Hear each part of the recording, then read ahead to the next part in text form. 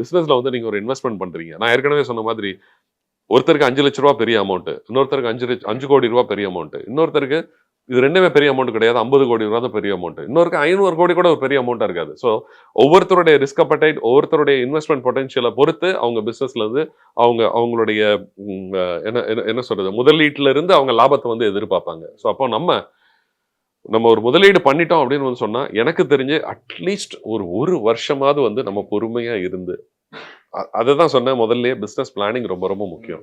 அந்த working capital பிசினஸ்ல ரொம்ப ரொம்ப முக்கியம். நிறைய பேர் பண்ற மிஸ்டேக் என்னன்னு நான் வந்து சொல்றேன். 1 லட்ச ரூபா வச்சு நீங்க பிசினஸ் ஆரம்பிக்கிறாங்கன்னு சொல்றீங்கல்ல, 1 லட்ச ரூபா வச்சு பிசினஸ் ஆரம்பிச்சிடுறாங்க. இப்ப லாபம் வந்தா ஓகே, நஷ்டம் எனக்கு ஒரு மைனஸ் ஒரு 10,000 ரூபாய் துண்டு விழுதுன்னு வச்சுக்கோங்களேன். இந்த 10,000 எங்க இருந்து வரும்? எங்க இருந்து வரும்? எங்கேயுமே கிடையாது, எங்கிட்ட இருக்காது. அப்ப நான் என்ன பண்ணுவேன்? திரும்ப கடன் தான் வாங்குவேன். அப்ப அந்த 10,000 ரூபாய்க்கு நான் மாசம் 100 ரூபா அல்லது 200 ரூபா நான் வட்டி கட்டணும் அகைன். ஸோ இப்படியே போய் போய் போய் போய் என்னன்னா முதல் முங்கிடும். அப்போ 1 லட்ச ரூபா நீங்க 1 லட்ச ரூபா தான் இருக்கு அப்படின்னு சொன்னா 50,000 வச்சு பிசினஸ் ஆரம்பிங்க, அல்லது 70,000 75,000 வச்சு பிசினஸ். பாக்கி 25,000 ரூபா வந்து ஒர்க்கிங் கேபிட்டல்னு சொல்லுவோம்.